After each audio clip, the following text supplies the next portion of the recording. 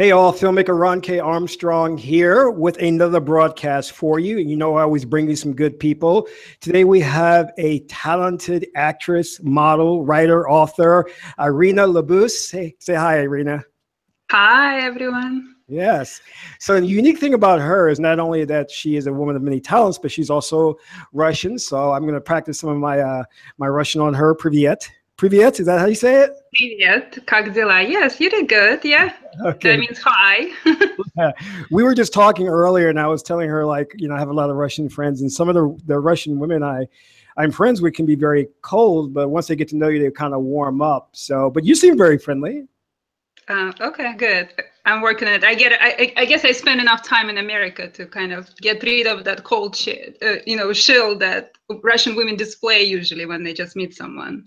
Oh, yeah, wow. I think it's more cultural, trying to get unwanted attention, and if they get to know you, they get very friendly. So That's yeah. good. I read an article about Russian women that said that when they get to know you, and like if you date a Russian woman, they'll make a lot of food for you and invite you over for dinner with the family. Yes, actually, that was my husband's problem because my mom would force feed him all the time. So now my mom is actually has left, and it's just us. So we can actually eat whenever they want, not on schedule. Like you have to have 3 big meals a day. Wow. There's no way out of it.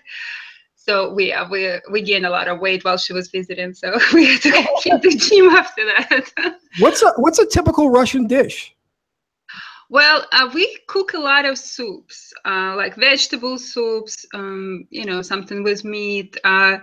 Yes, my husband, he says, like, you know what, soup is not a meal. I have to have something solid. Soup is not a meal. It's maybe appetizer. But for us, yes, it is actually a full meal. But we do cook a lot with potato, meat, fish. Actually, our favorite cuisine is Italian. So I'm an expert in lasagna and anything with cheese. Yeah, that's my favorite things to cook. Yeah. Do you remember there was an old show that came on when I was a kid? It was about a Russian woman, and she was a villain. It's a cartoon, and they had this squirrel. I think it was a flying squirrel and a moose, and they were always being like followed by the Russian woman and the short guy. And I gotta remember that because it was that was my first introduction to Russian women.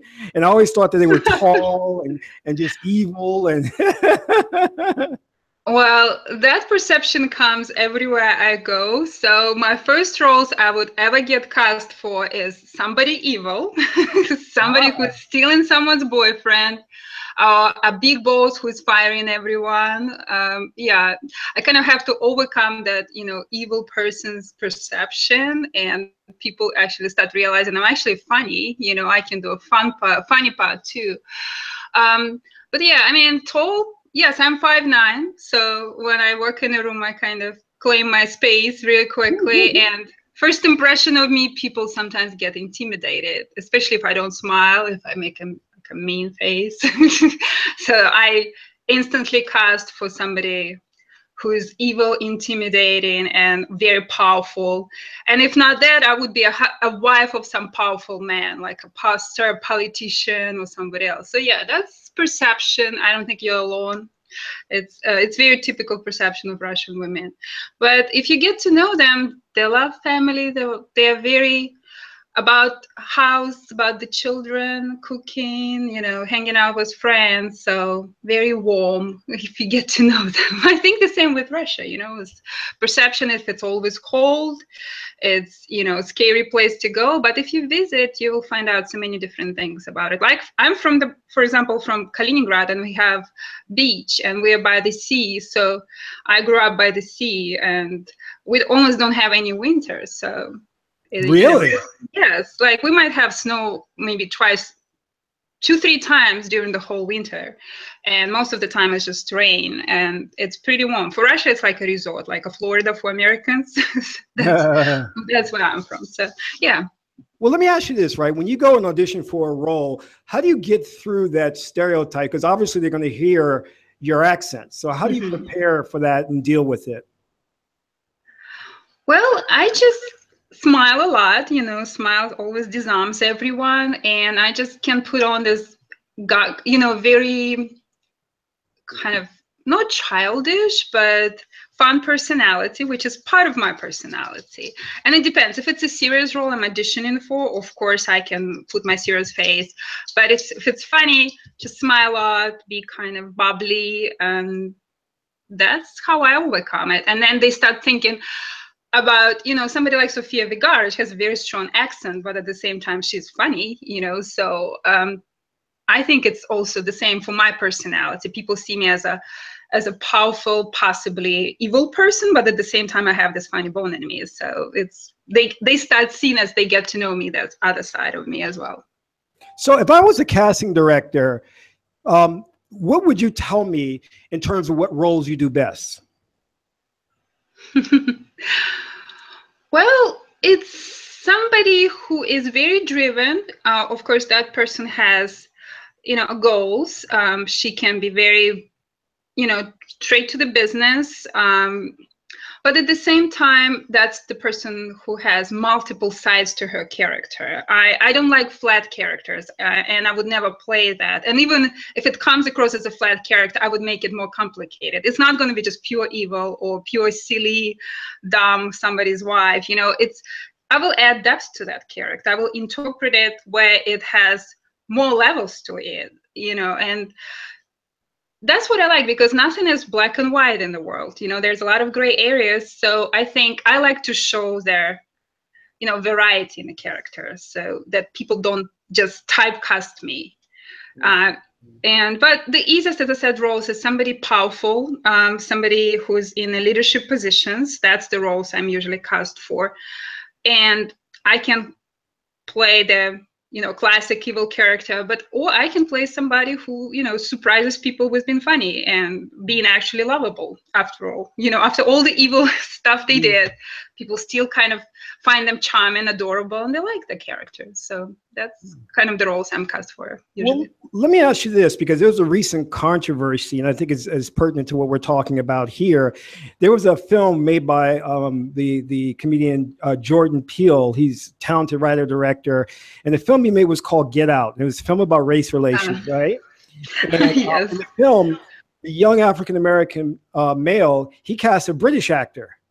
So Samuel Jackson made a comment that he didn't think a British actor could capture what it means to be Black in America. Do you find that it could be a challenge for you as a Russian woman to capture the essence of an American character?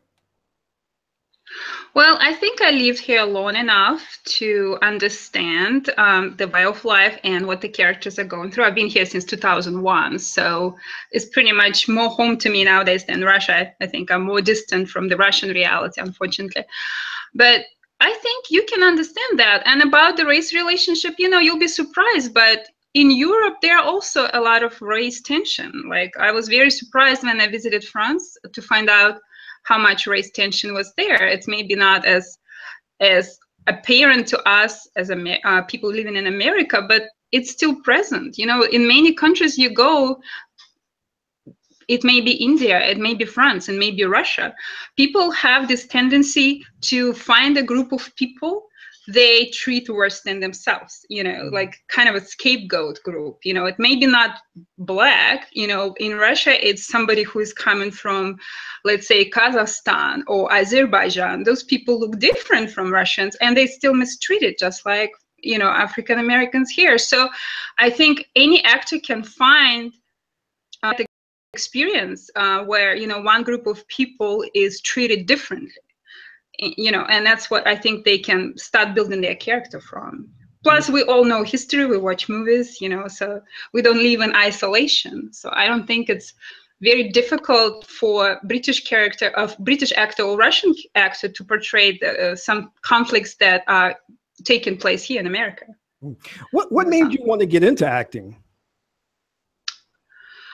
You know, the opportunities of playing characters or being in a situation that you don't actually expose to in real life. You know, I can be so many things which I'm not in real life, but I can portray them. I can experience that totally different reality, and I think it's fascinating to me to be, you know, either alien or a killer or, you know, die in the movie. You know, I don't know. There's so many other situations which you are not experiencing in your real life, but you can experience them in a virtual reality in a way, you know, in a movie situation. Mm. Now, does Russia have a thriving film community like Hollywood or Russian Hollywood, you know?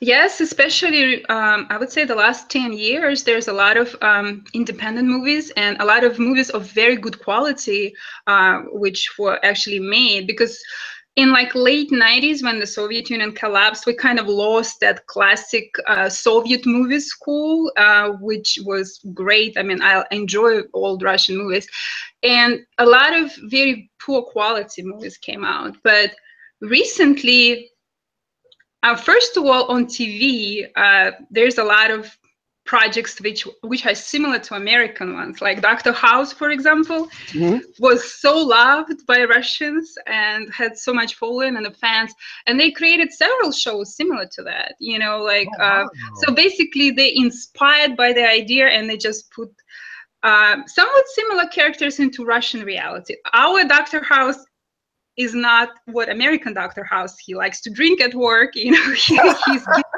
trouble all the time. And Russian interns, you know, they're different. So I like how they make a twist on it. You know, they take an inspiration from some of the American shows. It may be shows about police, you know, criminal dramas or hospital drama, and they put a Russian twist on it. So they bring their true, authentic Russian characters into similar situations. And I really enjoy watching some of those shows. Like, there's some great comedies, and also, of course, they're doing a lot of feature films, which, you know, it's a better quality, better acting. So, you know, it's interesting. Yeah. You know, when I was in film school, one of the filmmakers we studied was Russian, Eisenstein. He did Potemkin.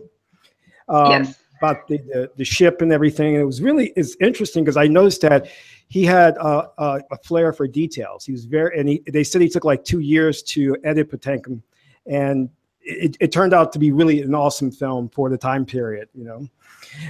But you know what's interesting about this? Speaking of very detailed, now you got a BA in IT, is that true? Oh, yes.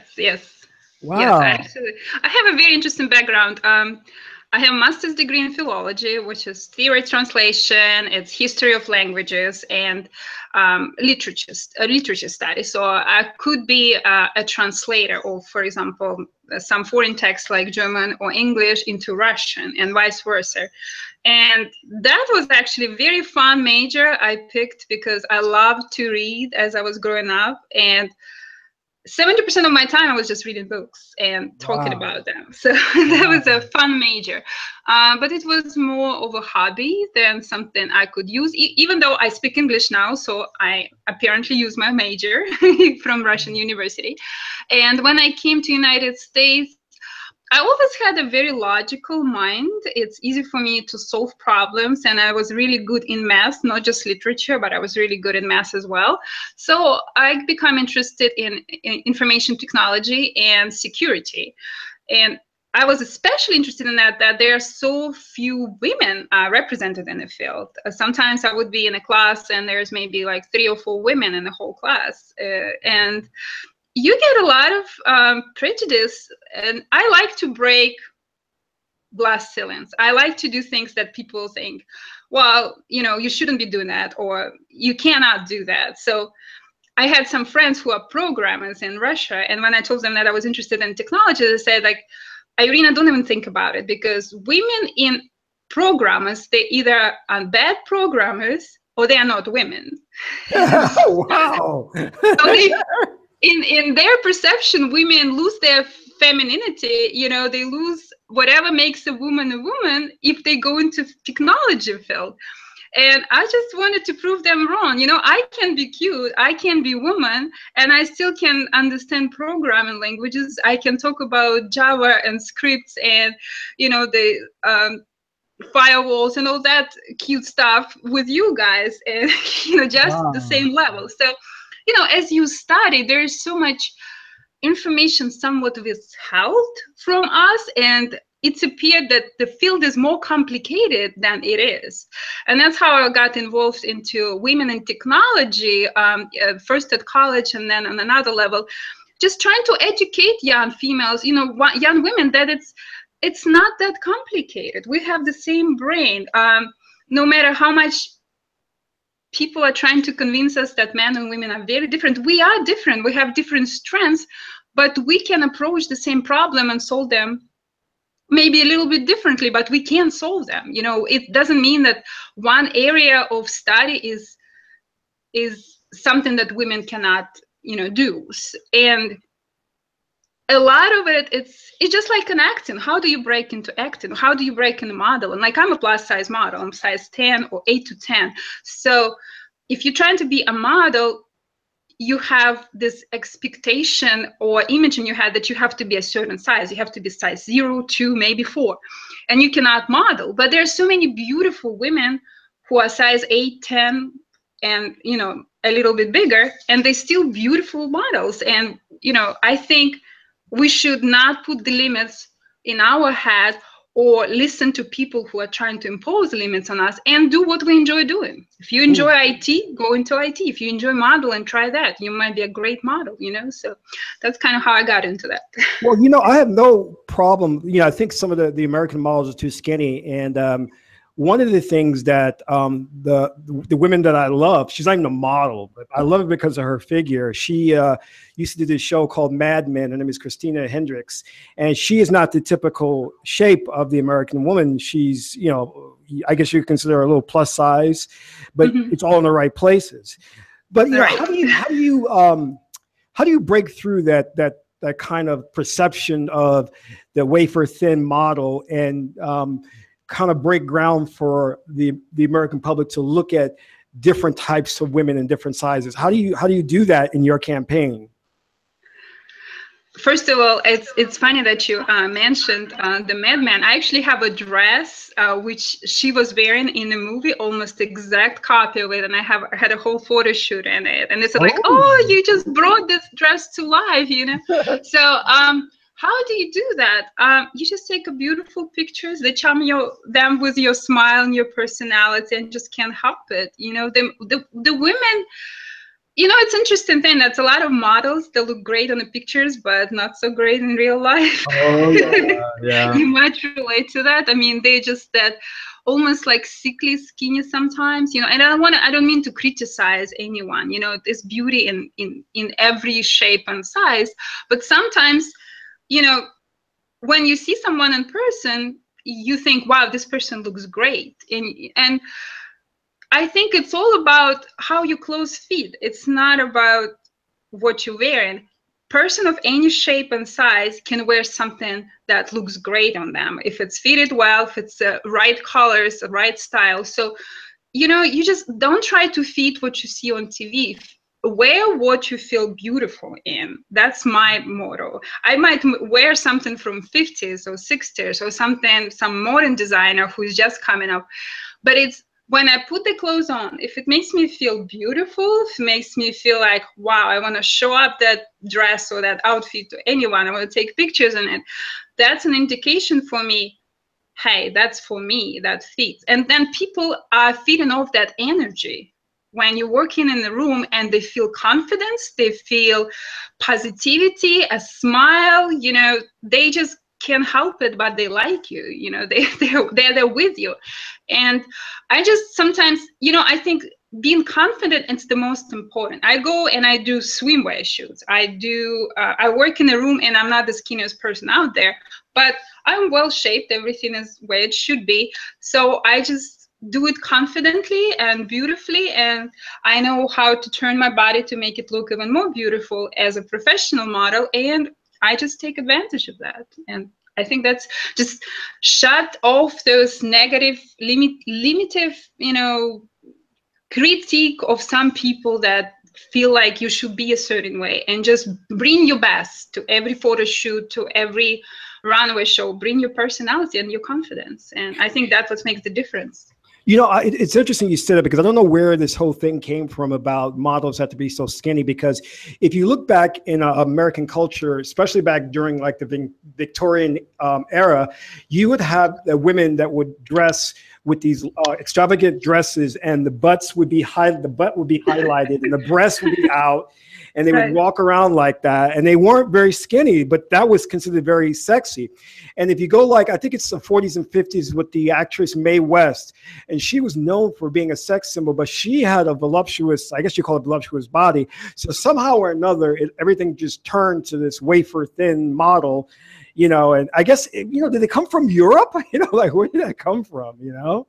Well, I guess it came from Europe, but I think what it is, it's business. It's more than anything, because it's harder to maintain your figure of a certain size. It means you will have to use diet products. It means you have to go to gym. It means you have to wear some corsets, and there's a whole industry behind that. You know, it means you will have to do certain procedures. And don't get me wrong, it's beautiful to have beautiful proportions between your hips and your waist, having a small waist, you know, and it makes women beautiful.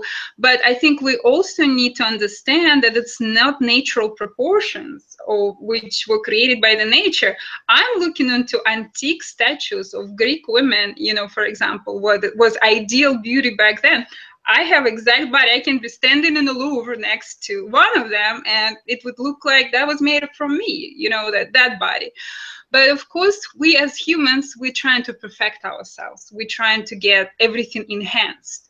And I don't know how much of this comes from our internal, you know, desire to become our better self, and how much of that is a pressure which is applied to us through marketing, through business, because this way we will be using the products they're trying to sell us to be a certain way, to fit certain standards and stuff like that. So that's why I think it should be all in moderation. You need to do what makes you feel good without, you know, going into extremes. And it's great to enhance yourself, be the best version of yourself. I'm constantly working on myself, but at the same time, know where to draw the line between that external pressure on you, trying to fit certain sizes, or, you know, need to be using certain products and stuff like that. So that's my personal opinion about that.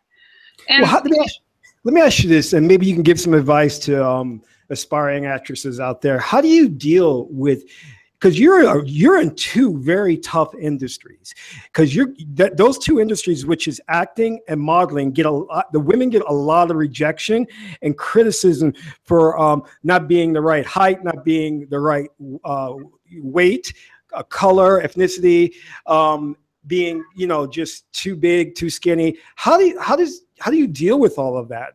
You know, can you give us some pointers? Right, or have an accent, or there's always something can be found that is wrong with you. But what I tell myself when I get rejected, don't get me wrong, I have my moments when it's one after another, especially when you feel like you've been prepared so well and you still didn't get the part, or audition didn't go very well. Don't get me wrong, I get discouraged too. I'm not perfect. But at the same time, just talking to these industry professionals, I realized sometimes you might not get cast for such weird reasons, like you remind somebody's ex-wife you, but whoever is the key decision maker thinks, geez, she looks like my ex, I cannot stand her. And that's it, you're done. So you always need to keep in mind that it's just not right for you at this time. But it doesn't mean you're a bad actress or bad model. There is somebody who is looking for someone just like you. So what you need to do is be in the right place, be at the right time. And you can only do that by exposing yourself, go into auditions, submitting for casting calls, participating on as many things that you can find and do. I always submit onto auditions and casting calls, and sometimes my husband criticizes me that I get rejected a lot because I submit pretty much for anything. He wants me to be more selective, but I am selective, but I want to take as many opportunities as possible, because sometimes it opens a whole new door for you, when you go for the role. Because I had situations where I go to casting and I'm not aware that the role I'm auditioning for was written for African-American actress. But they see me and they say, you know what, you're the one we need. We're just going to rewrite it, make some corrections for the role. And that's all, you know, so it's great. Or for example, they didn't have a Russian accent to begin with, but then they kind of like you so much, they justify it. It's like, you know what, it makes sense. You know, she could be a visiting student, you know, and you know, they just kind of tweak the whole scenario, the whole script just for you. So don't take the rejection personally. Tell yourself that it's not right now, but it doesn't mean never. You know, just keep trying. And when the time is right, you know, you'll get it. I get a lot of roles nowadays, even without applying. People just see my pictures on Facebook, for example, and offer me roles, which is great. It's really exciting. But you know, just be yourself, who you are. Bring your personality, and don't let 2, 3, 4, 5 bad auditions where you didn't get a call back, you know, that stop you from trying. Sometimes it just takes time. I remember my first audition, I went there, I was like, well, it only took 15 seconds and they didn't say anything. And then I didn't hear from them for a month. And then I got an email, you got the role. And that was the biggest surprise of my life. I was like, I came out of there and said, okay, they didn't ask me any questions. I guess they didn't like me. And I didn't hear from them, but I got it. And the funny part, I was auditioning for one role, but they actually cast me for a different one.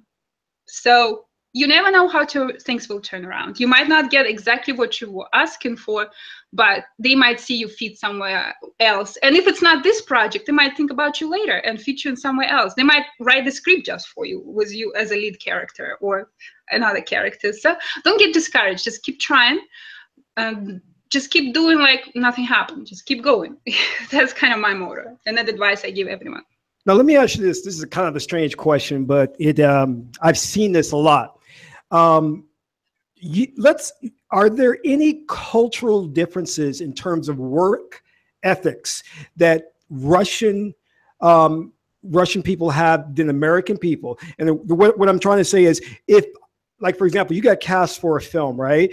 Do you think that, you know, being brought up in Russia makes you a hard worker or someone more dedicated than maybe, you know, not to like look down upon American actors, but I'm just saying, is there a difference in the way you see them rehearsing or working, or, you know, does that make sense?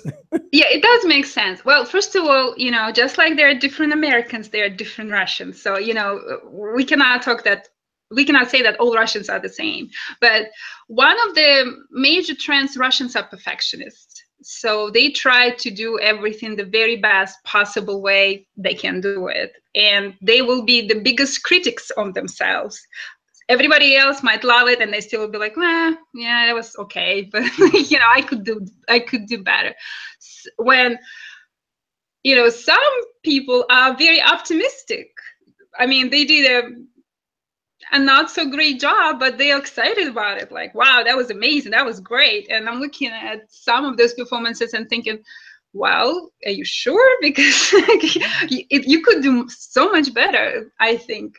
So I'm a hardest critic on myself. I might come across, in my head at least, I might criticize somebody a little bit harshly. But you know, like one of the trends, like in Russia, if you take ice skating classes or piano classes, they expect you to be a next person to win the gold Olympic medal or be the next, you know, performing pianist.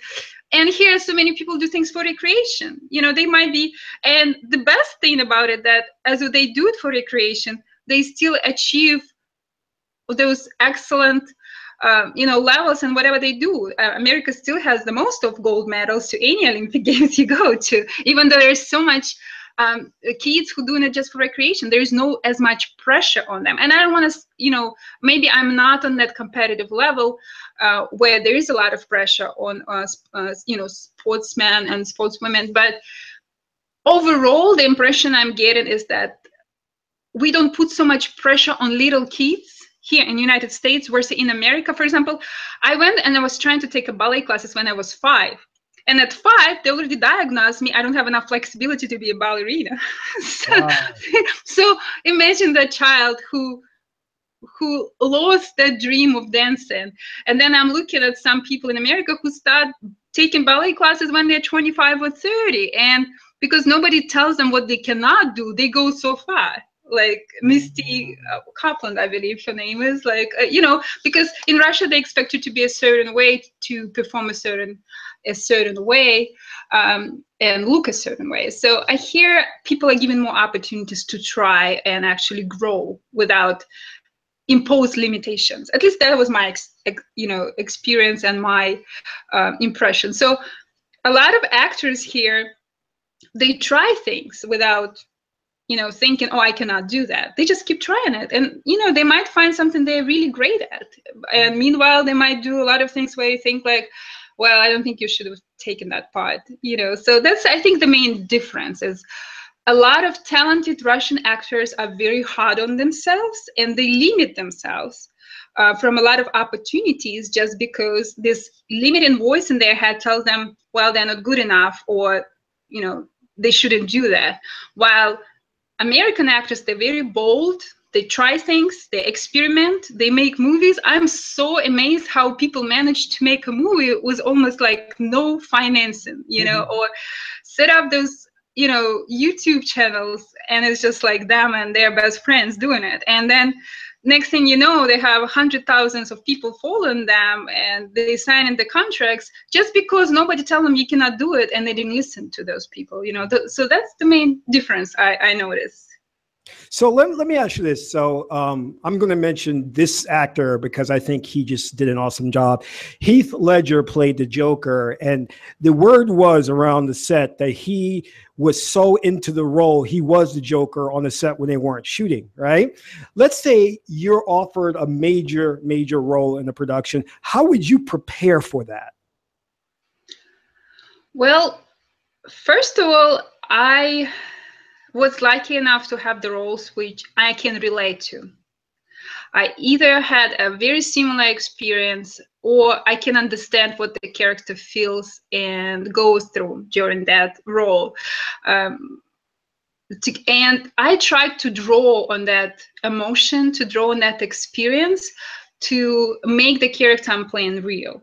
So I am basing it on what I know, what I experienced. So it's one of the schools of acting, but I don't always have to literally experience. For example, I was cast recently for a project where it's a successful woman married to a husband she's so proud of that, and then he cheats on her and he makes her sick and all that. And when I auditioned for that role, I was supposed to audition as a cancer patient. I never had cancer. I never had any of their, you know, diseases which threaten our life. But I was able to go into that place where I was so scared of something, or I was in so much pain, that I could bring that emotion, and they saw that I can play that character. And I told them I can relate to that character, even though I wasn't cheated, I wasn't sick with something that is life-threatening,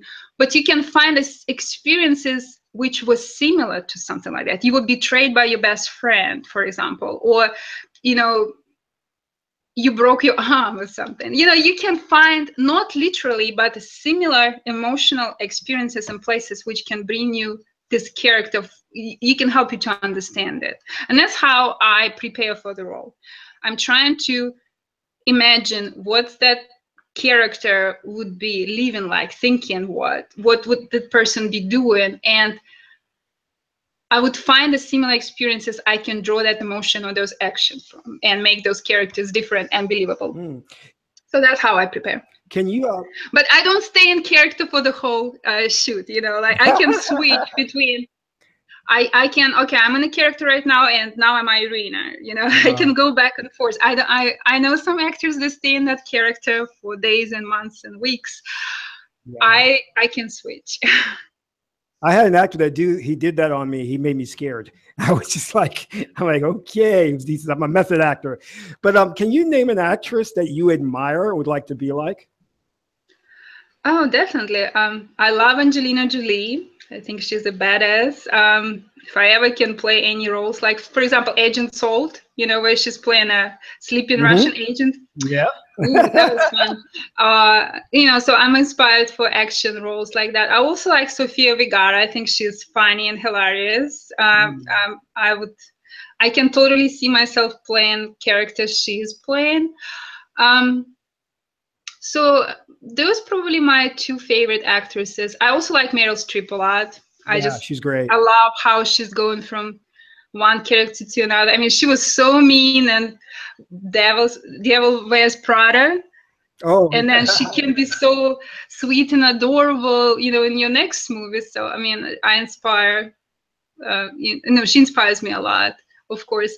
And then I find inspiration in the male actors as well, because some of them was like, I would love to work with that person one day, you know. And maybe right now I'm just in the background, they don't know I exist, but maybe 2-3 years from now we will be actually co-stars. Who knows? You know, we might be working together. So, you know, that's kind of also inspires me to work harder and you know, do what I do. So who knows? They all started somewhere.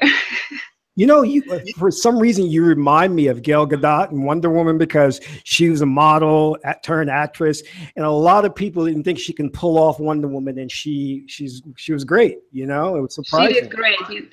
Yes, I actually am not a big fan of action movies. I usually suffer through them just because my husband drags me there. But that's the movie I actually really enjoyed. I loved it. I was sitting on the edge of my seat and like really being into story. I mean, she made it real. She didn't make it just like some fantastic superhero character. I, as a woman, could relate to so many things she did, you know. Her speech with those politicians, I think like I could say exactly the same things. And my husband just turned to me and said like, that's you. I'm like, yeah, I know, I would have said the same thing. So when she's talking to his secretary, she's like, wow, we call that slaves. This joke is so funny. But yeah, I mean, I think she did great. And, you know, and I was so surprised to find out she was actually pregnant during the whole movie while she was shooting. Yeah, she was like 5 months pregnant in that movie. I was like, wow, like she did great. And it's like a very challenging movie. I understand there are people who help in her, it's like stunts and stuff, but I think she did an amazing job. I mean, great. I mean, I'll be looking forward to the next movie with her. Absolutely. I was concerned about her accent because I was like, oh, we're going to understand what she's saying. Well, it's something that I also work on, because, you know, the best thing is when you can turn it on and turn it off. You know, you can sound like you have no accent, and then suddenly you have an interview and people are like, wow, that's how she talks in real life. Yes. It was funny because my ex-girlfriend, she was British. And when we talk every now and then, you could hear the British accent, but sometimes it would just go away and it would freak me out. I'm like, you're just turning it on and off. It's so weird, you know? Yes. But, I'm not there yet, but I'm working towards it. I hope our next interview I will be like turning it on and off and freaking you out. Well, you know what? Is your husband Russian? No, my ex-husband is actually from Atlanta, Georgia. He grew up here. And he is an actor too. That's how I got actually involved in this whole industry. I was just curious. We took acting class together just for fun.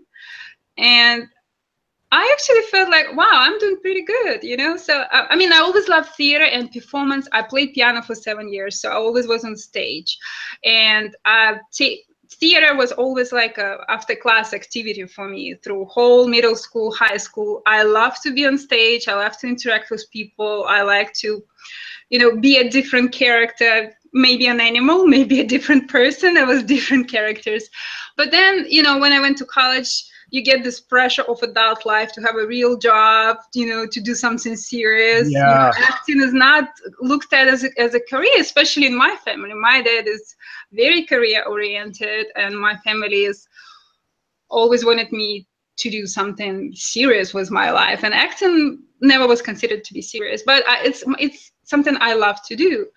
And that's why when I got my serious education, I got my real job, and I have some free time, I decided, oh, well, why don't I go back and start doing what I really enjoy, what makes me happy, what makes me feel alive?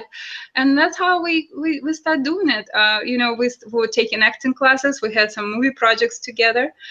And my husband is my biggest cheerleader and support. Whenever I feel low, he gives me his little pep talk, you know, and I'm ready to go again. So, and he's actually in New York right now. You know, is he really? He's on IMT. He's on model and acting convention right now. So it's a huge event right now in New York. People came from New Zealand, Australia, from all over the world, and they just have a showcase in front of like hundreds of agents. And that's what he's doing right now. He's actually coming back home tomorrow. Awesome. Well, just be careful, because you know what, I've been in the business a little while, and I hear this constantly, where you have couples in the business and they support each other, but when one person's career starts to take off, the other person gets jealous, and then there's fighting, and it just gets weird, you know. Well, we're going through things like that from time to time. We have to have a lot of discussions and communication. For example, I was offered a role where I'm supposed to kiss someone. I'm supposed to be, you know, playing a loving wife of someone, or a girlfriend. And okay, so I thought it's a great idea to bring him in the movie too, because they had some roles he could play. But he said, no, don't you even think about it. I don't want to see any of that. I will maybe see it on TV in the movie theater, but I don't want to be there during the process, you know? So we both, and I'm thinking like, I probably would feel different. I would feel better if actually I see what's going on, you know? Like, I mean, because yes, it's hard to maintain a, you know, a loving couple relationship, and at the same time you have to kiss someone on camera, you know. And you portraying a passion and love for somebody else, and here's your significant other watching you doing that in front of them. That's a very tricky situation sometimes, but we're trying to navigate it. And of course, you know, he, for example, goes and he books something on the first try, like he just had a national commercial for Costco. He'll be there. And then I go to Chicago and I audition for something. I don't get it. Of course, I'm upset and I feel like, oh, maybe I'm not as talented. But then I go and get something and he doesn't. But, you know, we're trying to balance it. We're trying to support each other. And, you know, family comes first. Then, of course, it's acting. We look at this as a job, as a work. And career comes second. But family comes first. So hopefully we can make it in this industry. I'm sure it will be not very easy, but at the same time, it helps. Sometimes you need to learn a script. You know, he helps me a lot during my auditions. He gives me a lot of feedback on the characters, how I'm doing it. Sometimes I have to ignore him. Sometimes it's very helpful. So I think there's more pluses than minuses in being a couple in the same industry. Now, being in Atlanta, Georgia, because that's, you know, the mecca of the film industry is California. Has that hampered your opportunities? Well, it's questionable, because as far as I know, Atlanta is the #1 location in the world right now with all the movies which are filming here. But of course, I understand what you're saying, because major parts are still booked in LA and New York. But at the same time, I can always fly for audition there and come back and film here at home, you know, in Atlanta, close to my house. So you just have to think, look at the bigger picture. There's a lot of shows which are made here in Atlanta. So we're still trying, especially TV shows. So we're trying to work on those projects. But at the same time, you know, with the modern technologies, when you can submit audio, video auditions, or you can travel in a matter of hours to another state, New York or LA, I don't have a pressure. I don't feel pressure of living there. I love Atlanta. I love that our city has trees and parks. I live 5 minutes away from the park. You know, when I'm in New York, I'm suffocating a little bit. I love the city, but I need to have the trees around me. I need to have more than just one park in the whole city. So, so I like relaxed, you know, atmosphere in Atlanta. All right, New York is great for a couple days for me, for a couple weeks maybe, but I don't see myself living in that constant, fast pace. You know, I need to have a little bit more laid back environment. And luckily for us, with all the technology, we can live here in Atlanta and audition in New York or LA or Chicago. It's just a matter of, you know, getting on the plane and going there. So I don't feel like it's a limitation. And with more and more movies being actually filmed here, I see it as an advantage, actually being in Atlanta. Well, now also in addition to the acting thing, you're a writer, right? Tell us about that. Well, writing was my first love. As far as I can remember myself, I always had a diary. I always had my 5 cents to write comments somewhere or blog. So I'm contributing in several blogs on acting and fashion. But I also write a book right now myself. It's been a long process. My husband is so much better. He's actually writing too, and he can finish his book in a matter of 5 months. For me, it's it's been already over a year.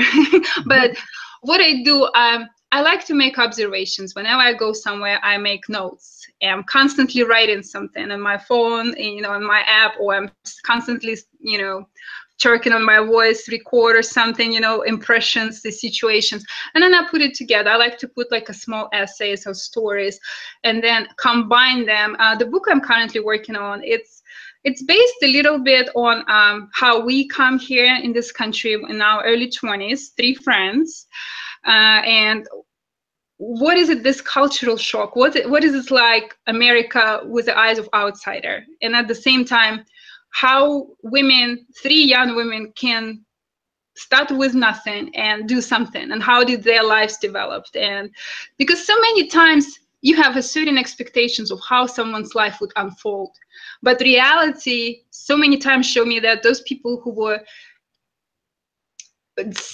everybody expected them to succeed, suddenly disappointed everyone, and people who were underdogs suddenly performed better than anyone, and nobody expected how their lives are going to turn around, So I saw that so many stories like that, and I'm kind of putting it together. But I think what kind of makes it difficult for me, because I want to tell so many stories in one book, that it becomes so complicated, just like a real life. But you cannot, I have to put the limits on myself. I have to tell myself, okay, you cannot tell all the stories in one book. Let's just let's just focus on those couple storylines, and then we can come back to that later. But I think that's what made my project so complicated, because I put so many layers into it. I put so many stories into that book. So it's become almost unmanageable. So I have to go back and say, okay, cut that story.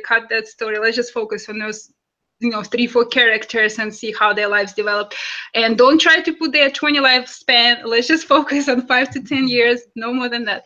So that's what I'm currently working on. But I'm trying to make it relatable to different generations, to those who are in 20s and those who are in their 30s, and just tell the story. I just feel like there's so many stories inside of me about people's life, people's situations, and how they overcome certain obstacles in their life, that I just want to tell that story and inspire somebody, maybe, or just make somebody feel better that they're not the only one who going through that story. Because I remember as a young person, that's something that helped me a lot, looking up to some characters in the movies or books and telling myself, well, I could do something like that. Or if that person was able to go and overcome those obstacles, I can do that too. So this is kind of where I, get my inspiration for the book, and trying to, wrap it up and finish it where it's always can be continued. But what I said, what kind of made it so complicated, that I tried to tell too many stories in one place, and I had to kind of made myself put some discipline in my writing and say, okay, stop here. This is your limitations. Let's stay within that framework. So, yes. That's great. Well, what's next for you? Tell us what's coming up. Well, I have several films I'm currently working on. I think it's 4 for right now. So those are the most immediate projects. One of them is Heaven's Gate. We are in pre-production. It's about abuse and some not very pleasant situations where a lady get abused by her boyfriend, and how tragic story develops out of that love story. But it's interesting. I like it. There's another project I'm working on that's called Confusion of Love.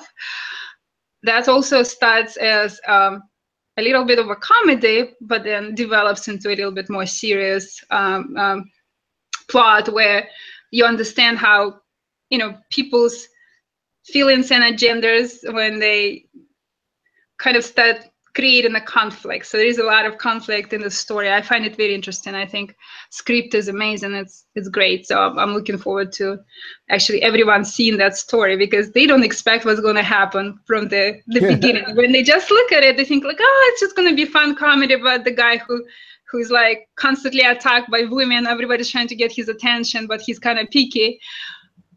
But then there's a little twist to it, and it becomes almost like a tragedy, but unfortunately, but it's a real life. Sometimes things like that happen.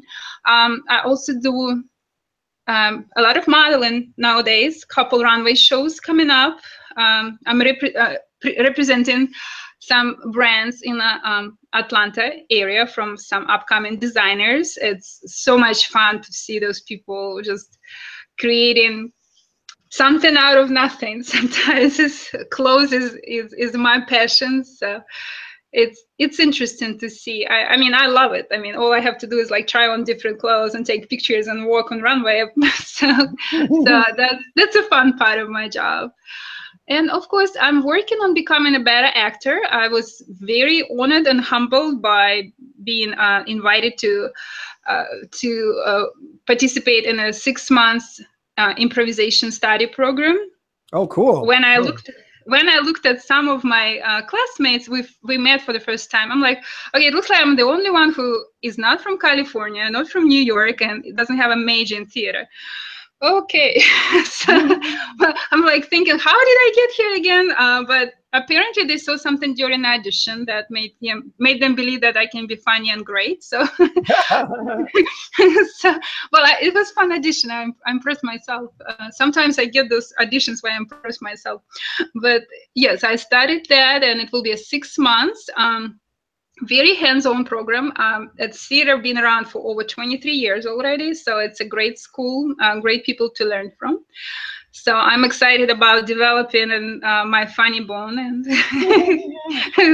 becoming that funny actress. Not just so maybe I can overcome that typecasting of me as the evil all the time. Because, wait, what? I know I'm putting you on the spot, but can you tell a Russian joke? Oh God. We have different sense of humor, because every time I tell my husband a Russian joke, he doesn't laugh. Oh. And he believes I'm not funny. But when I tell him American jokes, he thinks I'm hilarious. I'm funny, because it's maybe like an English humor. It's a little bit more intellectual, so you go by a little bit of a circumstances of situation. It makes it a little bit more complicated. I'm trying to think off the top of my head of some Russian joke, but I just know from experience. Okay. Whenever I try to tell a joke to my husband, he looks at me and so, what's so funny about it? I think he's pulling your leg. And I feel the same way, because I was just filming with Michael Epps actually in the movie, and he was improvising with me, and he was telling me jokes, and I'm looking at him like, dude, you're not funny. Thinking that when one of the best comedians is actually improvising in front of you and making jokes, and yeah, we have different sense of humor. Like I don't get British sense of humor. I don't think they're funny, but I guess they think they're funny. I'll think about some Russian jokes for you next time. But yeah, you kind of, I gave up trying to, pass the Russian jokes around, because it takes too much of explaining, because sometimes it's also, it's how the words sense meaning of the words kind of interplay in a joke, and when you translate it, you lost half of it at least, because you have to explain the joke instead of just showing that interplay of the words, and I think the same with American jokes sometimes. Like my husband has to go and explain into details what this particular word means and why it's funny, because sometimes it's also references to something cultural, like from the past, like movies, cartoons, something like that. So yeah, it takes a lot of explanation. Yeah, I have my Russian friend. I don't want to say her name, because if she's watching, she'll get mad. But when she texts me, I don't understand what she's saying, and I think that she has she can speak English well, but I think she texts with a problem. And so recently, I wanted to show you this, but I don't think I can find it. But I got a Russian keyboard on my phone. I have one too, so yes. So I'm trying to talk to my friends in Russian now. I'm just like using Google Translate and typing it in. But it was funny. I met this Russian girl, and I wanted to tell her she looked pretty, and I was like, "How do I type that?" I was asking my friends, "How do I type that?" But I want to thank you for taking the time to talk to me, and I really think that you have an awesome background. I know you do ice skating, horseback riding, dancing. You're a woman of many. I'm learning. I'm not very great, but I used to be scared of horses so bad. In my first lesson, I felt I was so scared of horses, but now we're friends. We're doing better. You know what? I skating too. I broke my arm first attempt while I was trying to skate. I broke my arm, but it didn't deter me. I'm still taking classes later when everything is healed and well. But it's something I love to do. I want to learn it. So it doesn't matter how many attempts it takes me or how much horses don't like me. I'm still gonna do it. I got on the horse, and he looked back at me, and it scared me, the look he gave me, and he would not move. And I was trying to like get him to go, and he just did not budge. And I was like, "Get me off this horse! I'm scared." Because you know what it is. I read the story of Christopher Reeve. You know, he played Superman, and what happened was he got thrown off a horse and became paralyzed. So ever since then, I've been scared of horses. I'm like, "Oh, I don't want to be thrown off a horse," or I won't go in back of a horse because I don't want them to kick back and hit me. So. But if you come to New York, there's a lot of policemen on horses and stuff. It's great, it's wonderful. But hey, I wish you much success in your career. Keep us updated. Tell us where we can find your work. You have a website and everything? Well, as of right now, you can find me on IMDb. I'm very active on Facebook, and I'm old school. Most people like Instagram. I'm trying to get my Instagram up to speed. But I love Facebook, so you can always find me there. I will keep you posted on all my projects and pictures and everything. Also, Actors Access, if you're interested in booking me, if you think you have a role for me on Actors Access, you have my resume and my headshots and pictures, and also my videos, some of the auditions and reel. So yes, please reach out. On my personal website, I'm still working on it. I was trying to make it myself, which I can, but it takes some time. And my biggest thing, I spread myself so thin that, I need to get myself more focused and say like, okay, do this project now, then that one. Don't try to do everything at once, because I get super tired. I sleep sometimes like 3-4 hours a day. Wow. I mean, just because I'm trying to do too much. And my husband is like, okay, we need to have a day off. Sunday, you don't do anything. You don't touch the computer.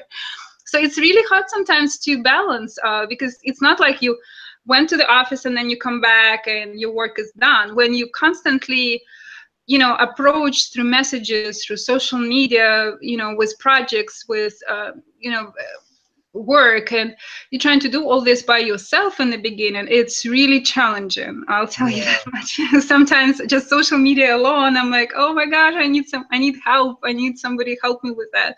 I didn't know that just accepting friend requests is a full-time job. No. So I'm not complaining. I'm very happy about that, but I just feel like I need to clone myself and have a couple copies of me, to get everything I want to get done sometimes. So, yes. Now you mentioned Actors Access for your acting. What about the modeling? Where can we see stuff on you modeling? Model Mayhem. I have my, I think I gave you the links. I have my profile there. So yes, if you're interested in booking me, I'm open to working with photographers and videographers. There's a lot of, I've been approached many times just because of my acting background that, some people are trying to kind of try themselves in the short movie genre, start with like a little scenes they record and then they want to expand. So I'm always open to projects like that as well. It's fun. So I'm learning, I'm growing, and I will be happy to help anybody who is trying themselves as well, with movies, with photographs. And if you have any questions, please feel free to message me, approach me. I'm very down to earth and easy to talk to. I'm not the Russian villain. So yes.